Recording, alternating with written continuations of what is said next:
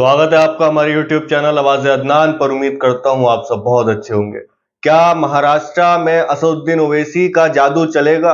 क्या महाराष्ट्र चुनाव में एआईएमआईएम को कामयाबी मिल पाएगी? आज इस बारे में बात करते हैं। इस वीडियो को पूरा देखना। क्या महाराष्ट्र के अंदर असदुद्दीन ओवैसी की पार्टी, जो कि मुसलमानों के हक की आवाज उठाती है, जो मुसलमानों के हुक के लिए लड़ती है, जो मुसलमानों के बच्चों के मुस्तकबिल के लिए लड़ती है, क्या वो कामयाब हो पाएगी? क्या पूरे हिंदुस्तान के अंदर एक ऐसा महाराष्ट्र से पैगाम निकलेगा एआईएमआईएम को लेकर कि पूरे हिंदुस्तान के मुसलमानों में थोड़ी गहरत होकर अपनी जो जमात होती है, जो हमारे मुस्तकबिल के लिए, जो हमारे कल के लिए, जो हमारे मसले मसाइल को उठाता है, क्या उसको सपोर्ट करेंगे? आप जैसा कि जानते हैं कि हिंदुस्तान में मुसलमानों के दिमाग में एक चीज भरी हुई है कि असदुद्दीन ओवैसी बी टीम है। लेकिन इस बात को क्लियर कर दो, बहुत चीजें क्लियर होती हैं कि नहीं है, नहीं है। इस बात को क्लियर होने के लिए एक बात ही काफी है कि अभी हरियाणा में चुनाव के नतीजे आए और वहां पर कांग्रेस की बुरी तरह हार हुई। वहां पर असदुद्दीन ओवैसी की पार्टी चुनाव नहीं लड़ी, तो कैसे कांग्रेस पार्टी चुनाव हार गई? इस बात का जवाब आप कांग्रेस पार्टी से लें, या आप कांग्रेस पार्टी या जो भी कहता है कि असदुद्दीन ओवैसी की पार्टी या असदुद्दीन ओवैसी बी टीम है, उससे ले। 2024 में लोकसभा के इलेक्शन हुए थे। दिल्ली के अंदर बीजेपी लोकसभा की सीटें जीती। ओसी और महाराष्ट्र में कांग्रेस की एक राष्ट्रीय प्रवक्ता सुप्रिया सिनेट साहिबा ट्वीट करके कहती हैं कि एआईएमआईएम अगर महाराष्ट्र में लोकसभा का चुनाव नहीं लड़ती तो इन सीटों पर कांग्रेस के उम्मीदवार जीत जाते।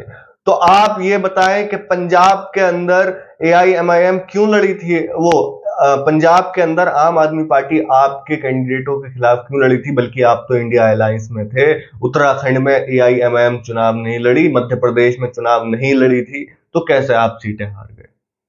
ये जवाब पूछना चाहिए आप लोगों को, जो ये कहते हैं कि एआईएमआईएम बी टीम है।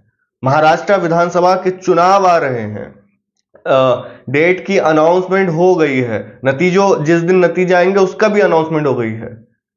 महाराष्ट्र चुनाव के लिए असदुद्दीन ओवैसी की पार्टी एआईएमआईएम के महाराष्ट्र के अध्यक्ष इम्तियाज जलील साहब ने महाविकास आघाड़ी को पेपर लेट भेजा कि हम आपके साथ चुनाव लड़ना चाहते हैं, ताकि जो आपका मकसद और हमारा मकसद एक ही है कि भाजपा को हम रोक सकें, और अगर हम चुनाव में खड़े होते हैं तो वोट ना बंटकर एक साथ चुनाव लड़ते हैं।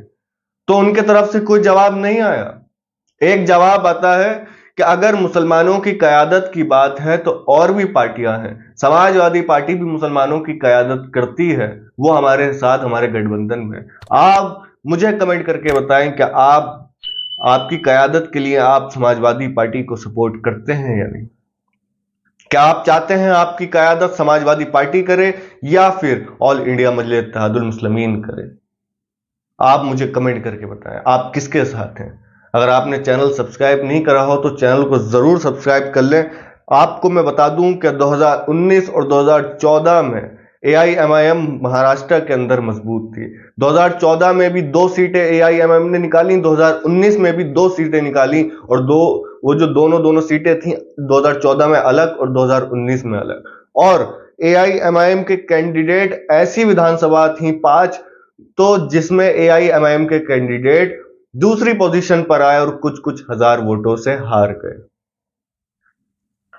तो अब 2024 में इम्तियाज जलील साहब ने यह ऐलान करा कि ऑल इंडिया मजलिस इत्तेहादुल मुस्लिमीन मजबूती से चुनाव लड़ेगी महाराष्ट्र के अंदर। और एक बात बता दूं, महाराष्ट्र की सड़कों पर पोस्टर लगना शुरू हुए हैं। ये किसने लगाए हैं इतना नहीं पता, लेकिन भावी मुख्यमंत्री इम्तियाज जलील उस पोस्टर पर लिखा है। इस पर मैंने वीडियो बनाई है, आप मेरी पहले की वीडियो देख सकते हैं। भावी मुख्यमंत्री इम्तियाज जलील इस पोस्टर पर लिखा हुआ है। तो क्या इम्तियाज जलील महाराष्ट्र के मुख्यमंत्री बनेंगे, या फिर महाराष्ट्र की तारीख में पहली बार कोई महाराष्ट्र का उप मुख्यमंत्री मुसलमान बनेगा? आप मुझे कमेंट करके बताएं।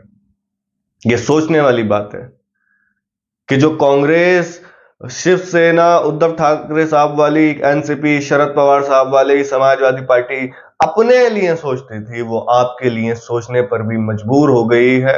मैंने इस पर वीडियो बनाई है, आप देख सकते हैं। उन्होंने ये ऐलान करने का सोचा है, ये सोचा है कि महाराष्ट्र का उप मुख्यमंत्री हम मुसलमान को बनाएंगे, और कांग्रेस ने ये सोचा है कि महाराष्ट्र के अंदर ज्यादा टिकट भी मुसलमानों को देंगे। हरियाणा के अंदर कम टिकट दिए थे मुसलमानों को, और जितने टिकट दिए उतने टिकट पर मुसलमान सारे टिकट पर जीते। जिन जिन जगह से टिकट दिए थे उन जगह से मुसलमान जीत हासिल करी। तो अब महाराष्ट्र में कांग्रेस का नया दांव चला है कि हम मुसलमानों को ज्यादा टिकट देंगे, क्योंकि इस वक्त महाराष्ट्र के मुसलमान असदुद्दीन ओवैसी की पार्टी ऑल इंडिया मिल्लत इत्तेहादुल मुस्लिमीन को ये देख रहे हैं कि हमारे लिए, हमारे हक के लिए, हमारे हक की आवाज को, हमारे बच्चों के मुस्तकबिल को, या हमारे मुद्दे पर भी बात होती है तो ये पार्टी पहले खड़ी होती है। अभी आपने देखा था, चलो मुंबई की रैली निकली थी, इम्तियाज जलील ने निकाली थी, हजारों के तादाद में लोग थे। उस रैली के बाद कहीं ना कहीं मुसलमानों के दिल में हमदर्दी तो आई है, खासकर महाराष्ट्र के मुसलमानों के। अब देखना यह है कि कितनी कामयाबी मिलेगी। उस रैली का कोई सियासत से कोई मतलब नहीं था, वो सियासी रैली नहीं थी, वो मुसलमानों के लिए निकाली गई थी, सियासी रैली नहीं थी वो।